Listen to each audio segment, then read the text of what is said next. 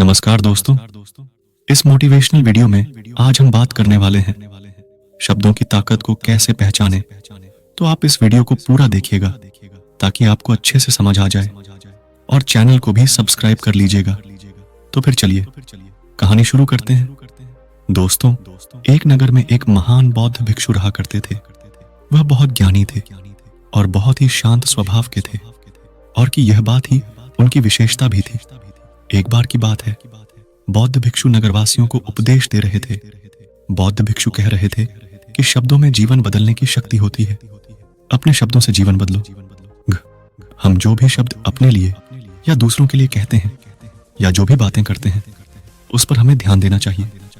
इतना कहकर बौद्ध भिक्षु ने अपना उपदेश समाप्त किया और वहां से चले गए। एक दिन वह बौद्ध भिक्षु एक मार्ग से होकर गुजर रहे थे। उसी मार्ग से एक युवक होकर गुजर रहा था। उस युवक ने जब उन बौद्ध भिक्षु को देखा तो वह जोर जोर से हंसने लगा और कहने लगा, अरे साधु महाराज, आप तो ढोंगी हैं। आपके उपदेशों में यह कहने से कि शब्दों में बड़ी ताकत है, आपकी बात सत्य नहीं हो जाएगी। यह सब सिर्फ बातें हैं। भला ऐसे कैसे हो सकता है कि शब्दों से हमारा जीवन बदल सकता है। उस युवक की सारी बातें उन भिक्षुओं ने ध्यानपूर्वक सुनी, और उसके बाद वह मुस्कुराते हुए उस युवक से कहते हैं, बेटा, नाथ से ही तो यह दुनिया प्रकट हुई है, और अच्छे शब्दों के पीछे भी नाथ ही होता है जो पूरा जीवन बदल देता है। वह बौद्ध भिक्षु उस युवक से कहते हैं, देखो, मैं तुम्हें अपने अनुभव से बता रहा हूं, लेकिन फिर भी तुम्हें यकीन ना हो तो तुम इसे खुद आजमा कर देख सकते हो। उन बौद्ध भिक्षु की यह बात सुनकर युवक थोड़ा सा गंभीर हो गया। उसने काफी देर सोच विचार किया और उसके बाद उन बौद्ध भिक्षु से कहता है, हे गुरुवर, अगर ऐसी बात है तो आप मेरे साथ चलिए। मेरा छोटा भाई है जिसकी उम्र करीब 25 वर्ष है, और उसे ना जाने क्या हुआ है। वह करीब 10 वर्षों से कुछ भी नहीं करता, बस लेटा रहता है। दिन भर वह कुछ ना कुछ सोचता रहता है। उसकी यह हालत देखकर हम सब बहुत परेशान हैं। माता पिता भी बहुत चिंतित रहते हैं। हम सब ने कई तरीके अपनाए, कई योजनाएं अपनाई, लेकिन कुछ भी काम नहीं आया। हमने कई बार उससे बात करने तक की कोशिश की, लेकिन वह हमसे कुछ भी नहीं कहता। परिवार का हर एक सदस्य पूरी तरह से थक चुका है, हार चुका है। आखिर वह क्या करना चाहता है? किसी को कुछ नहीं पता तो हमारे शब्दों से उसका जीवन क्यों नहीं बदला? और जैसा कि आप कह रहे हैं कि शब्द सचमुच जीवन बदल सकते हैं, तो क्या आप मेरी मदद करेंगे? इस पर बौद्ध भिक्षु मुस्कुराते हुए उस युवक के साथ चल पड़ते हैं। वह युवक उन बौद्ध भिक्षु को एक खेत में ले जाता है और अपने भाई की तरफ इशारा करके कहता है, हे गुरुवर, यही मेरा भाई है जो पूरे गांव में आलस और मक्कारी के लिए मशहूर है। आप कहते हैं कि शब्दों में वह शक्ति है जो हमारा जीवन बदल सकती है, तो क्या आपके शब्द इसका जीवन बदल सकते हैं? अगर यह सत्य है तो आप इसका जीवन बदल कर दिखाएं। उन बौद्ध भिक्षुओं ने उस युवक के भाई को ध्यानपूर्वक देखा। वह एक पेड़ की छाव में आराम से सो रहा था। जब बौद्ध भिक्षु उस युवक के भाई के पास पहुंचे और आराम से उसके सर पर हाथ फिरा हुए कहते हैं, उठो बेटा, बहुत देर हो चुकी है। यह सोने का समय नहीं, यह तो जागने का समय है। उन बौद्ध भिक्षुओं की आवाज सुनकर वह लड़का थोड़ा सा अचरज में पड़ गया। आखिर कौन है जो मुझे इतने प्यार से जगा रहा है? वरना सभी गांव वाले तो मुझे आलसी और मक्कार ही कहते हैं। आखिर कौन है जो मुझे इतना अपनापन दिखा रहा है? उसने आंखें खोली और आंखें मलते हुए उसने पूछा, हे गुरुवर, आप कौन हैं और यहाँ क्यों आए हैं? इस पर बौद्ध भिक्षु उस युवक से कहते हैं, बेटा, यह प्रश्न तो मैं तुमसे करना चाहता हूँ। तुम कौन हो? यही तो तुम्हें जानने की आवश्यकता है। उन बौद्ध भिक्षुओं की बात सुनकर वह लड़का जोर से हंस पड़े हैं और कहता है, हे गुरुवर, यदि आपको मेरे बारे में जानना है तो जाइए और गांव के किसी भी सदस्य से पूछ लीजिए। आपको पता चल जाएगा कि मैं कौन हूं। आपसे हर कोई यही कहेगा कि वह तो आलसी है, मक्कार है, तरह तरह के ताने सुनाएंगे, तरह तरह की बातें कहेंगे। इससे आपको यह जरूर यकीन हो जाएगा और आपको यह पता भी चल जाएगा कि मैं कौन हूं। तभी बौद्ध भिक्षु मुस्कुराते हुए उस लड़के से कहते हैं, सबसे पहले मेरी यह बात सुन लो।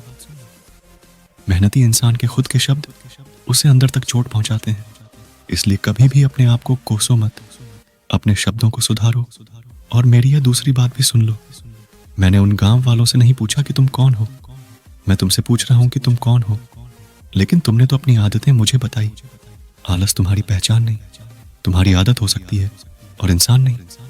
उनकी आदतें खराब होती है। इसलिए बेटा, तुम आलसी और मक्कार नहीं हो, यह तो तुम्हारी आदत है। बस इतनी सी बात है जो गांव वाले नहीं समझ सकते। ये सारी बातें सुनकर वह लड़का थोड़ा सा आश्चर्यचकित रह गया, क्योंकि गांव वाले हमेशा उसे मक्कार, आलसी और तरह तरह के ताने ही सुनाया करते थे। उन बौद्ध भिक्षुओं की यह बात सुनकर उस लड़के की आंखों में आंसू आ गए। वह तुरंत ही दोनों हाथ जोड़कर उन बौद्ध भिक्षु के चरणों में गिर पड़ा और उनसे कहने लगा, आप सत्य कहते हैं, यह मेरी आदत ही है और मैं इस आदत से बहुत परेशान हूं। मैंने बहुत कोशिशें भी की, लाख उपाय किए, लेकिन मैं अपनी इस आदत से छुटकारा ना पा सका। इन आदतों से बाहर आना बहुत कठिन है। मैंने कई बार आलस छोड़ने का प्रयास तक किया, पूरी कोशिश भी की, लेकिन कोई लाभ नहीं हुआ। मैं जब भी कोई कार्य करने की कोशिश करता हूं तो पता नहीं क्यों मेरा मन कहीं और भागने लगता है। मेरा दिमाग किसी और दिशा में काम करने लगता है और मैं उस काम पर ध्यान ही नहीं दे पाता। मैं क्या करूं, कैसे करूं, मुझे कुछ भी समझ नहीं आता। जब भी मैं किताबें पढ़ने की कोशिश करता हूं तो मुझे नींद आने लगती है। मन में एक अजीब सा दर्द महसूस होता है। ऐसा लगता है कि मेरा जीवन यूं ही व्यर्थ जा रहा है। और जब मैं इस दर्द को बर्दाश्त नहीं कर पाता तो मैं सो जाता हूं, ताकि जब मैं उठूं तो मुझे दर्द न महसूस हो। और अब तो मुझे यह भी यकीन हो चुका है कि इन आदतों से नहीं निकल सकता। यह आदतें मुझे नहीं छोड़ने वाली। इस पर बौद्ध भिक्षु उस लड़के से कहते हैं, बेटा, यदि तुम इस आलस की आदत को छोड़ना चाहते हो तो मैं तुम्हें एक सही उपाय बता सकता हूं, लेकिन उसके लिए तुम्हें कल सुबह मुझसे मिलना होगा। तभी वह तरीका मैं तुम्हें बताऊंगा। यदि तुम उस तरीके को सीखना चाहते हो तो कल सुबह मेरे पास चले आना। इतना कहकर बौद्ध भिक्षु वहां से चले गए। लेकिन उन बौद्ध भिक्षु की सारी बातें उस लड़के के कानों में गूंज रही थीं। वह यह समझ नहीं पा रहा था कि आखिर वह बौद्ध भिक्षु उसे कौन सा मार्ग दिखाने वाले हैं। वह ऐसा कौन सा उपाय बता देंगे जिससे उसके जीवन से आलस से हमेशा हमेशा के लिए खत्म हो जाएगा। देखते ही देखते रात हो गए। रात भर वह अपने बिस्तर पर करवट लेता रहा और उन बौद्ध भिक्षुओं की बातों के बारे में सोचता रहा। इसी प्रकार देखते ही देखते सुबह हो गई और वह लड़का उन बौद्ध भिक्षुओं के पास जा पहुंचा। वह लड़का उन बौद्ध भिक्षु को प्रणाम करता है और कहता है, गुरुवर, जैसा कि आपने कहा था, लीजिए, मैं आ गया। अब मुझे वह मार्ग बता दीजिए जिसे मैं अपने जीवन से इस आलस्य को निकाल सकता हूं।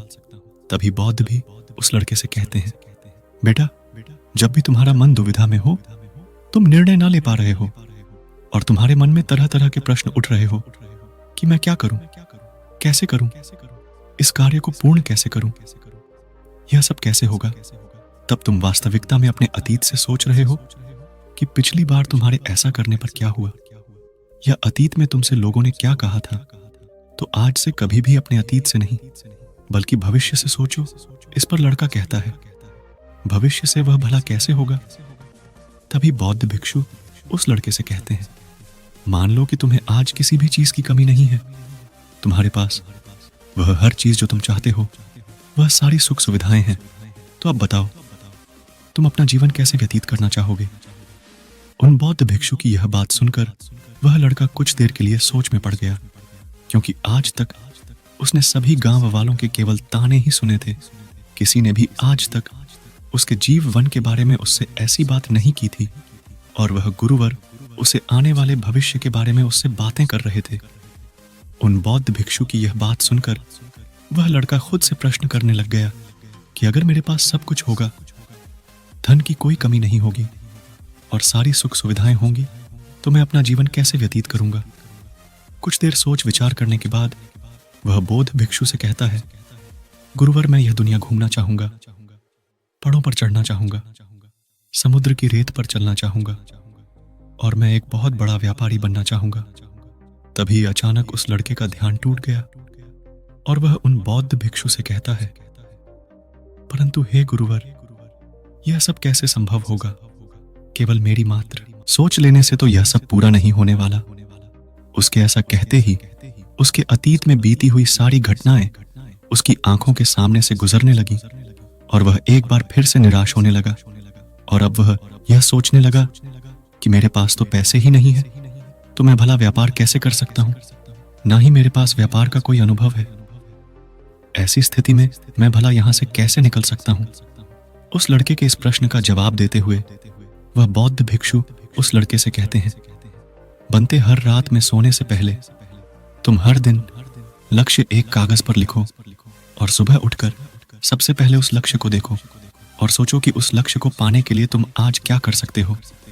और जो भी तुमने उस कागज पर लिखा होगा उस कार्य को उसी दिन पूरा करने की हर मुमकिन कोशिश करो। इस पर वह लड़का कहता है, ठीक है, आप सच कह रहे हैं, लेकिन जब मैं बहुत सोचने लगता हूं तो मेरा मन बेचैन होने लगता है और मन में तरह तरह के विचार उठने लगते हैं और इन विचारों को शांत करने के लिए मैं सो जाता हूं ताकि वह विचार मुझे परेशान ना कर पाए। उस लड़के की इस समस्या का समाधान करते हुए वह बौद्ध भिक्षु उस लड़के से कहते हैं, बेटा, अंतर्मन की चाल को पकड़ो और शब्दों की मदद से नया भविष्य बनाओ। तभी लड़का कहता है, हे गुरुवर, आप क्या कहना चाहते हैं? मैं आपकी बात समझ नहीं पा रहा। इस पर बौद्ध भिक्षु मुस्कुराते हुए कहते हैं, बेटा, कैसे होगा? यह जो सवाल है यह सवाल नहीं बल्कि एक डर है जो तुम्हारे अंतमन में बैठा हुआ है, जो तुम्हें अगला कदम लेने से रोक रहा है, तुम्हें कदम आगे बढ़ाने से रोक रहा है। यदि तुम वास्तविकता देखो तो किसी को भी नहीं पता होता कि वह कार्य कैसे होगा, लेकिन एक इंसान जब दृढ़ निश्चय कर लेता है तो वह अपने उद्देश्य को सामने रखकर लगातार प्रयास करता रहता है और वह अपनी सफलता प्राप्त कर ही लेता है। तभी वह लड़का उन बौद्ध भिक्षु से कहता है कि हे गुरुवर, अगर ऐसी बात है तो मन में बार बार चिंता क्यों होती है? मन बार बार बेचैन क्यों हो उठता है? इस बौद्ध भिक्षु कहते हैं, बेटा, क्योंकि तुम्हें डर है कि तुम कमजोर हो। तुम्हारे अंतर मन में बैठा है कि तुम में कुछ कमी है, तुम किसी काम के नहीं हो, और यही कारण है कि तुम कोशिश करने से डरते हो, क्योंकि तुम्हारा अंतर्मन हमेशा तुम्हें रोकता रहता है। जब भी तो कोई कार्य शुरू करना चाहते हो तुम्हारा मन तुमसे पहले कह देता है, इससे आगे मत बढ़ना, अन्यथा तुम हार जाओगे, और इसी कारण तुम्हें चिंता होने लगती है, तुम्हारा मन बेचैन होने लगता है। तभी वह लड़का कहता है, गुरुदेव, आपने जो कुछ भी कहा वह बिल्कुल सत्य है, लेकिन अब आप ही मुझे बताइए कि मैं इस परेशानी से बाहर कैसे निकलूं। इसका जवाब देते हुए वह बौद्ध भिक्षु उस लड़के से कहते हैं, बेटा, इस समस्या का समाधान बहुत ही आसान और सरल है। तुमने देखा होगा कि अक्सर ही हम अपने आप को दोष देते रहते हैं, अपने आप को तरह तरह के अपशब्द कहते रहते हैं जो हमारे अत मन में जाकर बैठ जाते हैं और वहीं हमें आगे बढ़ने से रोकते हैं। और इन शब्दों का हम पर बहुत गहरा प्रभाव भी पड़ता है, क्योंकि जैसा हम खुद से कहते हैं, जैसा हम पूरी भावनाओं के साथ सोचते हैं, हम वैसा ही बनते चले जाते हैं। इसलिए यदि तुम खुद को बदलना चाहते हो तो कि तुम भी काबिल बन सको, तो तुम्हें अपने अंतर्मन को नए संदेश देने की जरूरत है। जैसे कि मेरे शरीर का हर एक कण, हर एक हिस्सा, हर एक विचार शांति और ऊर्जा से भरा हुआ है। मैं दृढ़ संकल्प और आत्मविश्वास के साथ हर दिन के लक्ष्यों को पूरा करता हूँ। मैं अपनी कमजोरी को अभ्यास में बदलता हूँ, चिंता को ध्यान में बदलता हूँ। मैं उत्साह और ऊर्जा से भरा हुआ हूँ, लगातार अपने लक्ष्यों पर काम करता हूँ। ऐसे शब्द जब तुम खुद से कहोगे तो तुम शक्तिशाली महसूस करने लगोगे और तुम्हारी सारी चिंताएं खत्म होने लगेंगी, क्योंकि यही शब्दों की ताकत है। वह तुम्हें वही बना देंगे जो तुम खुद से कहोगे। तुम जितनी भावना के साथ यह वाक्य बोलते हो, उसे महसूस करते हो, उतनी ही भावनाओं से यह शब्द तुम पर असर करना शुरू कर देंगे। धीरे धीरे यह शब्द तुम्हारे मन और व्यक्तित्व की सोच का हिस्सा बन जाएंगे। लेकिन मेरी एक बात याद रखना कि तुम्हारा अंतर्मन इतनी आसानी से हार नहीं मानने वाला। जब तुम आगे बढ़ोगे तो मौका मिलते ही वह तुम्हें पीछे खींचेगा, तुम्हारे अतीत के बीते हुए सारे कड़वे अनुभवों को याद दिलाएगा, ताकि तुम डर जाओ और एक बार फिर से अपने लक्ष्य का पीछा करना छोड़ दो। लेकिन तुम्हें इसकी चिंता नहीं करनी है।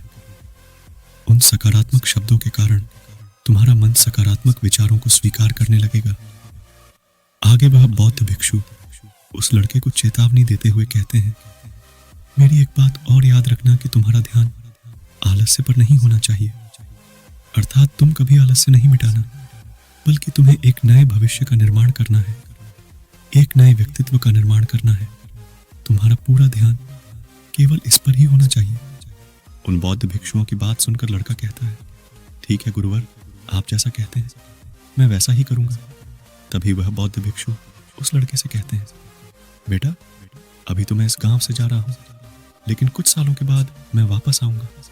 इतना कहकर बौद्ध भिक्षु वहां से चले गए और वह लड़का अपने घर लौट गया। लेकिन अब उस लड़के के मन में तरह तरह के विचार चल रहे थे। वह लड़का यह सोच रहा था कि अगर मैं अपनी मनपसंद जिंदगी जीने लगूंगा, अगर मैं दुनिया घूमने लगा, नए लोगों से मिलने लगा और अपनी पसंद का काम करने लगा, तो मेरी जिंदगी कैसी होगी। उस बात को ध्यान करके उसने एक कागज पर अपना लक्ष्य लिखा और लिखकर सो गया। अगली सुबह जब उसकी आंखें खुली तो उसने उस पेपर पर लिखा हुआ लक्ष्य एक बार दोहराया। उसके बाद वह कुछ देर के लिए शांत हो गया।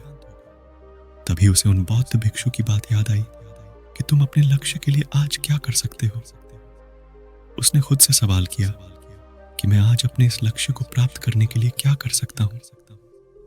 तभी उसने एक बार फिर से उस पेपर की तरफ ध्यान दिया। उस पेपर पर यह था कि मैं बाजार जाता हूं और लोग व्यापार करने की कौन सी चीजें, कौन से सामान लेकर आते हैं। मैं उन चीजों को देखता, उन चीजों को पता करता। वह पढ़ने के बाद तुरंत ही बाजार चला गया। वह अलग अलग दुकानों पर बैठा। उसने देखा, लेकिन उसे कुछ समझ नहीं आ रहा था, क्योंकि लोग अलग अलग व्यापार कर रहे थे, अलग अलग तरह की चीजें और सामान ले रहे थे और किसी ने उसकी कोई मदद नहीं की। वह बहुत उदास हो गया और निराश होकर वापस घर लौट आया। तभी उस लड़के को उन बौद्ध भिक्षु की एक और बात याद आई। शब्दों में बहुत ताकत है और शब्द हमारा जीवन बदल सकते हैं। उसे वह सकारात्मक विचार याद आए। वह उन्हें सुबह शाम दोहराने लगा और अब से वह हर दिन ऐसा ही करता। देखते ही देखते 1 महीना बीत चुका था, लेकिन अब तक उसके जीवन में कोई बदलाव नहीं आया था। अब वह लड़का यह सोचकर निराश होने लगा था कि उसके जीवन में तो कुछ भी परिवर्तन नहीं हो रहा। लेकिन 1 महीने के बाद उसे महसूस हो रहा था कि वह पहले से अच्छा महसूस कर रहा है। उसका दिमाग अब अच्छी तरह से सोच पा रहा है। वह पहले से ज्यादा चलने फिरने लगा। धीरे धीरे उसे समझ में आने लगा कि जो लोग आगे बढ़ते हैं, महान काम करते हैं, उनकी सोच में कितना अंतर होता है। वे लोग हमेशा शक्तिशाली विचार सोचते हैं। दूसरों की छोटी सोच और डर से वह कभी प्रभावित नहीं होते। जब भी उनके सामने कोई मुश्किल आन पड़ती है तो वह घबराते नहीं, बल्कि उस समय का समाधान निकालते हैं। इस समस्या के समाधान पर ध्यान केंद्रित करते हैं और ना ही वह कभी किसी का इंतजार करते हैं। वह केवल खुद पर विश्वास करते हैं और तुरंत ही कदम आगे बढ़ाते। जब उस लड़के को यह सारी बातें समझ में आने लगी तो उसने भी धीरे धीरे अपने कदम आगे बढ़ाने शुरू किए। उसने बिल्कुल वैसा ही व्यवहार करना शुरू किया। अब से वह कभी खाली नहीं बैठता था। जब भी उसका मन करता वह बाजार जाता और लोगों के बारे में जानता समझता कि वह किस प्रकार व्यापार कर रहे, कौन सी चीजें खरीद रहे हैं और किन चीजों पर उन्हें लाभ हो रहा है। और जब उसका मन करता तो अपने पिता की मदद भी करता था। वह अपने पिता के साथ मंडी में जाता, वहां पर जाकर मोल भाव करता, पर हमेशा कुछ ना कुछ सीखने में ही जुटा रहता है। तभी एक दिन गांव में एक मसाले का व्यापारी आया। उसे कुछ पढ़े लिखे नौजवानों की जरूरत थी जो माल की गिनती कर सके और हिसाब रखने का काम कर सके। वह लड़का अपने लक्ष्य को जानता था कि उसे क्या पाना है। उसे समझ में आ गया था कि इस काम से उसे बहुत कुछ सीखने को मिलेगा। बेहिचक उस सेठ के पास पहुंच गया। वह जानता था कि उसे उस काम के बहुत कम पैसे मिलेंगे, लेकिन फिर भी वह उस काम को करने के लिए तैयार था। अब उस लड़के की सोच पूरी तरह से बदल चुकी थी। अब वह बाकी लोगों की तरह नहीं सोचता था। बहुत ईमानदार और समझदारी से काम करता था। देखते ही देखते करीब 3 महीने बीत गए और अब व्यापारी यह समझ चुका था कि नौजवान बहुत ही समझदार है और वह उसे व्यापार में बहुत मदद करता है। इसलिए उस मसाले के व्यापारी ने उस लड़के को अपना सहायक बना लिया। उस व्यापारी ने देखा कि इस लड़के की दिनचर्या सबसे अलग है। यह हर दिन पढ़ता है, लिखता है, सुबह उठकर ध्यान करता है, नई चीजें सीखता है, परेशानी आई तो भी विचलित नहीं होता। यह सबसे सम्मान से बात करता है, सबका आदर करता है देखते ही देखते 1 साल बीत चुके थे और अब तो व्यापारी उस नौजवान से बहुत खुश था। उसने धीरे धीरे उस नौजवान को व्यापार के सारे गुण सिखा दिए और देखते ही देखते वह लड़का अब एक छोटा सा व्यापारी बन चुका था। और जब उस लड़के के अंदर व्यापार की समझ आ गई तो उसने जड़ी बूटियों का व्यापार शुरू कर दिया और देखते ही देखते केवल कुछ ही वर्षों में उस नगर का सबसे बड़ा व्यापारी बन गया। लोग उसे सबसे बड़े व्यापारी के नाम से जानने लगे। उसके नाम दूर दूर तक फैलने लगा। करीब 5 वर्षों बाद जब वह वापस अपने घर लौटा तो लोग बहुत हैरान थे। उसे देखकर लोग बहुत अचंभित थे। उसके सारे जानने वालों ने उस लड़के से पूछा, तुम इतना कैसे बदल गए? तब उसने कहा, उन गुरु ने सच ही कहा था, शब्दों से हम जीवन बदल सकते हैं। वैसे आपने आज के इस वीडियो से क्या सीखा हो, मुझे आप कमेंट में ज़रूर बताइएगा। इसी के साथ में उम्मीद है कि आपको आज की यह वीडियो ज़रूर पसंद आई होगी, तो इस वीडियो को लाइक और अपने दोस्तों के साथ शेयर भी ज़रूर कीजिएगा और हमें ऐसे ही सपोर्ट करने के लिए चैनल को सब्सक्राइब ज़रूर दबा दीजिएगा। तो चलिए फिर मिलते हैं अगली वीडियो में। तब तक के लिए अपना ख्याल रखें। धन्यवाद और नमो बुधाय।